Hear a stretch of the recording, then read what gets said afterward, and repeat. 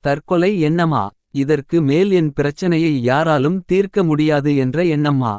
இந்த சூழ்நிலையில் எனக்கு தற்கொலையைத் தவிர வேறு வழியில்லை என்று சொல்கிறீர்களா? பயப்படாதீர்கள். விபரீத முடிவு எடுக்காதீர்கள். எல்லோருமே கைவிட்டுவிட்டனர் என்ற நிலை நேரிடும்போது மனித ஆதரவு அற்றுப்போன மந்தார நேரத்தில் நம்மையுண்டாக்கிய கடவுள் நமக்கு மிகருகில் உள்ளார். துன்ப வேளையில் என்னை கூப்பிடுங்கள், உங்களை காத்திடுவேன். அப்போது நீங்கள் என்னை மேன்மைப்படுத்துவீர்கள். அஞ்சாதே, நான் உன்னுடன் இருக்கிறேன். கலங்காதே, நான் உன் கடவுள்.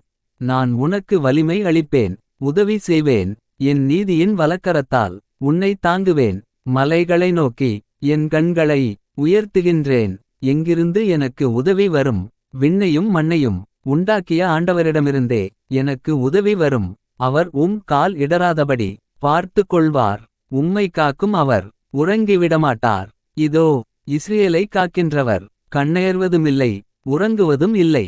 ஆண்டவரே உம்மை காக்கின்றார். அவர் வலப்பக்கத்தில் உள்ளார். அவரே உமக்கு நிழல் ஆவார். பகலில் கதிரவன் உம்மை தாக்காது, இரவில் நிலாவும் உம்மை தீண்டாது. ஆண்டவர் உம்மை எல்லா தீமையினின்றும் பாதுகாப்பார். அவர் உயிரை காத்திடுவார். நீர் போகும்போதும் உள்ளே வரும்போதும் இப்போதும் எப்போதும் ஆண்டவர் உம்மை காத்தருள்வார்.